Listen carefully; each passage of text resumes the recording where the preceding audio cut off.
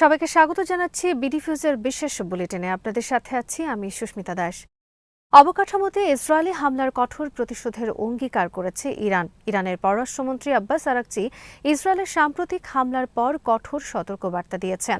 তিনি শুক্রবার নিজের এক্স অ্যাকাউন্টে এক পোস্টে বলেন, ইসরায়েল ইরানের দুটি বৃহৎ ইস্পাত কারখানা, একটি বিদ্যুৎ কেন্দ্র এবং বেসামরিক পারমাণবিক স্থাপনা সহ গুরুত্বপূর্ণ অবকাঠামোয় হামলা চালিয়েছে, যা যুক্তরাষ্ট্রের সমর্থন ও সমন্বয় হয়েছে বলে ইসরায়েল নিজেই দাবি করেছে। আরাকচি বলেন, এ ধরনের হামলা কূটনৈতিক সময়সীমা বাড়ানোর ঘোষণার সঙ্গে সাংঘর্ষিক এবং এতে আলোচনার পথ আরও জটিল হয়ে উঠছে। তিনি স্পষ্ট ভাষায় সতর্ক করে বলেন, ইসরায়েলের এই কর্মকাণ্ডের জন্য বড় মূল্য দিতে হবে এবং তেহরান এই হামলার জবাব কঠোরভাবে দেবে। তার বক্তব্যে বোঝা যায়, ইরান এই আক্রমণকে শুধু সামরিক হামলা নয়, বরং আঞ্চলিক স্থিতিশীলতার বিরুদ্ধে সরাসরি চ্যালেঞ্জ হিসেবে দেখছে। এদিকে জাতিসংঘে ইরানের বিশেষ দূত সাইয়েদ ইরাভানি জাতিসংঘে ইসরায়েল ও যুক্তরাষ্ট্রের বিরুদ্ধে তীব্র প্রতিবাদ জানিয়ে বলেছেন, ইরানের তেল ও গ্যাস স্থাপনায় হামলা আন্তর্জাতিক আইন, মানবিক নীতি এবং পরিবেশগত বাধ্যবাধকতার স্পষ্ট লঙ্ঘন।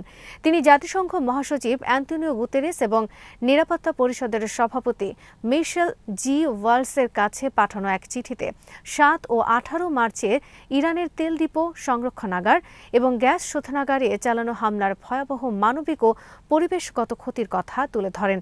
চিঠিতে বলা হয়, এসব হামলা ইরানের জ্বালানি নিরাপত্তা, অর্থনৈতিক স্থিতিশীলতা এবং সাধারণ মানুষের জন্য অপরিহার্য অবকাঠামোর উপর সরাসরি আঘাত। তেল ও গ্যাস অবকাঠামোর অংশবিশেষ ধ্বংস হওয়ায় জ্বালানি সরবরাহ ব্যবস্থা ক্ষতিগ্রস্ত হয়েছে। একই সঙ্গে বায়ু, মাটি ও পানি দূষণের ঝুঁকি বেড়েছে, যা জনস্বাস্থ্য, খাদ্য নিরাপত্তা এবং সাংস্কৃতিক ঐতিহ্যের উপর দীর্ঘমেয়াদী নেতিবাচক প্রভাব ফেলেছে। ইরান দাবি করেছে, জ্বালানি ভাণ্ডারে ইচ্ছাকৃত হামলা আন্তর্জাতিক মানবিক আইন লঙ্ঘনের পাশাপাশি বহুপাক্ষিক পরিবেশগত দায়বদ্ধতার বিরোধী এবং এটি পরিবেশ বিরোধী অপরাধ, এমনকি ইকোসাইড এর পর্যায়েও পড়ে। তাই এই কর্মকাণ্ডের জন্য সংশ্লিষ্ট পক্ষের আন্তর্জাতিক দায় নির্ধারণ, ক্ষয়ক্ষতির পূর্ণ ক্ষতিপূরণ এবং আন্তর্জাতিক ফোরামে জবাবদিহি নিশ্চিত করা আহ্বান জানানো হয়েছে। চিঠির শেষে জাতিসংঘ মহাসচিবের প্রতি অনুরোধ জানানো হয়, তিনি যেন এসব হামলার কঠোর নিন্দা জানান এবং ভবিষ্যতে এমন ঘটনা ঠেকাতে আন্তর্জাতিক সম্প্রদায়কে কার্যকর পদক্ষেপ নিতে উদ্বুদ্ধ করেন। ইরানের পররাষ্ট্রমন্ত্রী আব্বাস আরাকচি শুক্রবার লেবাননের পররাষ্ট্রমন্ত্রীর সঙ্গে এক টেলিফোন আলাপে লেবাননের সার্বভৌমত্ব ও ভৌগোলিক অখণ্ডতার প্রতি তেহরানের দৃঢ় সমর্থন পুনর্ব্যক্ত করেন এবং বর্তমান সংবেদনশীল পরিস্থিতিতে বিদেশি ষড়যন্ত্র মোকাবেলায় লেবাননের অভ্যন্তরীণ ঐক্য অটুট রাখার উপর জোর দেন। আলোচনায় তিনি যুক্তরাষ্ট্র ও ইসরায়েলের সাম্প্রতিক সামরিক আগ্রাসনের ফলে ইরানের ওপর সৃষ্ট পরিস্থিতি, তার প্রতিক্রিয়ায় ইরানি সশস্ত্র বাহিনীর বৈধ ও কঠোর জবাব এবং আঞ্চলিক নিরাপত্তার উপর এর প্রভাব সম্পর্কে বিস্তারিত ব্যাখ্যা দেন। আরাকচি বলেন, লেবাননের জাতীয় সংহতি রক্ষা করা এখন অত্যন্ত গুরুত্বপূর্ণ, কারণ বহিরাগত শক্তিগুলো দেশটির রাজনৈতিক স্থিতিশীলতা দুর্বল করার চেষ্টা করছে। তিনি লেবাননের জাতীয় স্বার্থ রক্ষায় নীতিগত অবস্থান নেওয়ার জন্য নাবিহ বেরির প্রশংসা করেন এবং জানান, ইরান সবসময় লেবাননের স্বাধীনতা, সার্বভৌম সিদ্ধান্ত ও ভূখণ্ডগত অখণ্ডতার পাশে থাকবে। অপরদিকে লেবাননের পররাষ্ট্রমন্ত্রী নাবিহ বেরি লেবাননের সবশেষ পরিস্থিতি তুলে ধরে বলেন, ইসরায়েলি হামলার মূল লক্ষ্য হচ্ছে দেশের গুরুত্বপূর্ণ অবকাঠামো ধ্বংস করা এবং সাধারণ মানুষকে নিজ ভূমি ছেড়ে যেতে বাধ্য করা। তিনি উল্লেখ করেন, সীমান্তবর্তী বহু এলাকায় হামলার কারণে জনজীবন মারাত্মকভাবে বিপর্যস্ত হয়েছে এবং বেসামরিক জনগণ নিরাপত্তাহীনতার মধ্যে দিন কাটাচ্ছে। বেরি আরও বলেন, এই ধারাবাহিক আগ্রাসন শুধু নিরাপত্তা নয়, লেবাননের অর্থনীতি ও সামাজিক স্থিতিশীলতার উপরও গভীর প্রভাব ফেলছে। উভয় নেতা আলোচনায় ইসরায়েলের পদক্ষেপকে আঞ্চলিক উত্তেজনা বৃদ্ধির কারণ হিসেবে উল্লেখ করেন এবং একই সঙ্গে ইরান ও লেবাননের দ্বিপাক্ষিক সম্পর্ক আরও জোরদার করার গুরুত্বের উপর একমত হন। তারা মনে করেন, পারস্পরিক সহযোগিতা বৃদ্ধি এবং রাজনৈতিক সমন্বয় শক্তিশালী করা বর্তমান আঞ্চলিক সংকট মোকাবেলায় গুরুত্বপূর্ণ ভূমিকা রাখবে।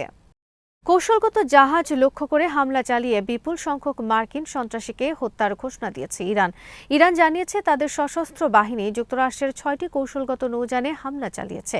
যেখানে বিপুল সংখ্যক মার্কিন সেনা হতাহত হয়েছে বলে দাবি করা হয়েছে।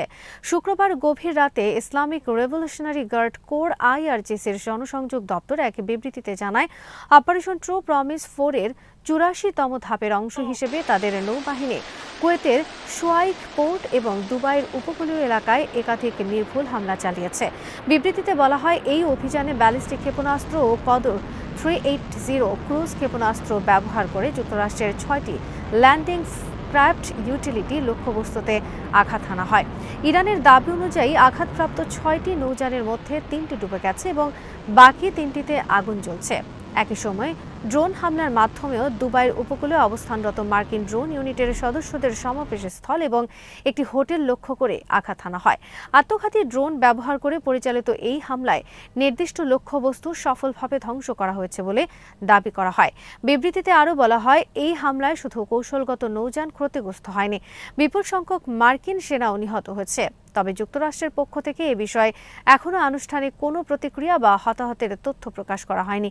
সাম্প্রতিক সময়ে ইরান, যুক্তরাষ্ট্র এবং ইসরায়েলকে ঘিরে চলমান উত্তেজনার মধ্যে এই দাবি নতুন করে আঞ্চলিক নিরাপত্তা পরিস্থিতিকে আরও উদ্বেগজনক করে তুলেছে। বিশ্লেষকদের মতে, যদি এ ধরনের হামলার সত্যতা নিশ্চিত হয়, তবে উপসাগরীয় অঞ্চলে সামরিক উত্তেজনা আরও তীব্র হতে পারে এবং আন্তর্জাতিক বাণিজ্য ও জ্বালানি সরবরাহেও এর প্রভাব পড়ার আশঙ্কা রয়েছে। ইয়েমেনের সশস্ত্র বাহিনী বলছে তাদের ট্রিগারে হাত রয়েছে। ইয়েমেনের সশস্ত্র বাহিনীর ঘোষণা দিয়েছে যে যুক্তরাষ্ট্র ও ইসরায়েল যদি ইরান এবং প্রতিরোধ অক্ষের বিরুদ্ধে আরও কোনো পক্ষকে যুদ্ধে যুক্ত করে, তাহলে তারা সরাসরি সামরিক হস্তক্ষেপে যেতে প্রস্তুত। এক বিবৃতিতে ইয়েমেনি বাহিনী জানায়, ধর্মীয় ও নৈতিক দায়িত্ব থেকে তারা এই অবস্থান নিয়েছে, কারণ তাদের দাবি অনুযায়ী যুক্তরাষ্ট্র ও ইসরায়েল মধ্যপ্রাচ্যে প্রভাব বিস্তার এবং তথাকথিত বৃহত্তর ইসরায়েল প্রতিষ্ঠার উদ্দেশ্যে আঞ্চলিক সংঘাত বাড়াচ্ছে। বিবৃতিতে বলা হয়, ইরান, ফিলিস্তিন, গাজা উপত্যকা, ইরাক এবং লেবাননের বিরুদ্ধে চলমান সামরিক চাপ পুরো অঞ্চলের স্থিতিশীলতার জন্য হুমকি তৈরি করছে। ইয়েমেনি বাহিনী আন্তর্জাতিক কূটনৈতিক প্রচেষ্টার প্রতি দ্রুত সাড়া দিয়ে হামলা বন্ধ করার আহ্বান জানিয়ে বলেছে, এই সংঘাত বৈশ্বিক অর্থনীতি ও আঞ্চলিক নিরাপত্তাকে ক্ষতিগ্রস্ত করছে। তারা আরও দাবি করেছে, মুসলিম দেশগুলোর বিরুদ্ধে সব ধরনের আগ্রাসন বন্ধ করতে হবে এবং ইয়েমেনের ওপর আরোপিত অবরোধ প্রত্যাহার করতে হবে। একই সঙ্গে গাজা সংক্রান্ত চুক্তি বাস্তবায়ন এবং ফিলিস্তিনি জনগণের মানবিক ও বৈধ অধিকার নিশ্চিত করার কথাও উল্লেখ করা হয়। বিবৃতির সবচেয়ে গুরুত্বপূর্ণ অংশে বলা হয়েছে, যদি যুক্তরাষ্ট্র ও ইসরায়েলের সঙ্গে নতুন কোনো সামরিক জোট যুক্ত হয় অথবা লোহিত সাগর ব্যবহার করে ইরান কিংবা অন্য কোনো মুসলিম দেশের বিরুদ্ধে সামরিক অভিযান চালানো হয়, তাহলে ইয়েমেন সরাসরি পদক্ষেপ নেবে। এছাড়া হামলা আরও বাড়লে যুদ্ধক্ষেত্রের পরিস্থিতি অনুযায়ী প্রতিক্রিয়া জানানো হবে বলেও সতর্ক করা হয়েছে। শেষে ইয়েমেনি বাহিনী বলেছে, তাদের সামরিক অভিযান কেবল যুক্তরাষ্ট্র ও ইসরায়েলকেই লক্ষ্য করে পরিচালিত হবে, কোনো মুসলিম জনগণের বিরুদ্ধে নয়। মার্কিন বাহিনীর অবস্থান থেকে দূরে থাকতে অঞ্চলের বাসিন্দাদের পরামর্শ দিয়েছে IRGC। শুক্রবার এক বিবৃতিতে পশ্চিম এশিয়ার বিভিন্ন দেশের জনগণকে সতর্ক করে জানিয়েছে যে যেখানে মার্কিন সামরিক বাহিনীর অবস্থান রয়েছে সেসব এলাকা দ্রুত ত্যাগ করা তাদের নিজেদের নিরাপত্তার জন্য জরুরি। ইরানের চলমান সামরিক অভিযান অপারেশন ট্রু প্রমিস 4 প্রসঙ্গে দেওয়া এই বার্তায় বাহিনীটি বলেছে, মার্কিন ও ইসরায়েলি বাহিনী নিজেদের সামরিক ঘাঁটি রক্ষা করতে অক্ষম হয়ে পড়ায় এখন বেসামরিক স্থাপনাগুলোকে ঢাল হিসেবে ব্যবহার করার চেষ্টা করছে।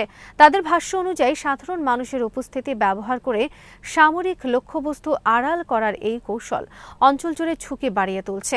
বিবৃতিতে আরও বলা হয়, যুক্তরাষ্ট্র ও ইসরায়েলি বাহিনী ইরানের বেসামরিক নাগরিকদের হত্যা এবং বিভিন্ন ব্যক্তিকে লক্ষ্য করে হামলা চালিয়ে যাচ্ছে। তাই যেখানে এসব বাহিনী অবস্থান করছে সেখানে অভিযান চালানো তাদের দায়িত্বের অংশ হিসেবে দেখা হচ্ছে। এ কারণে সংশ্লিষ্ট দেশগুলোর জনগণকে যত দ্রুত সম্ভব মার্কিন ঘাঁটির আশপাশ থেকে দূরে সরে যাওয়ার আহ্বান জানানো হয়েছে। আজ এখানেই শেষ করছি। সবাই ভালো থাকুন, সুস্থ থাকুন আর দেখতে থাকুন বিডি ভিউজ। চ্যানেলটি ভালো লাগলে সাবস্ক্রাইব করুন। সংযুক্ত থাকুন আমাদের ফেসবুক পেজে।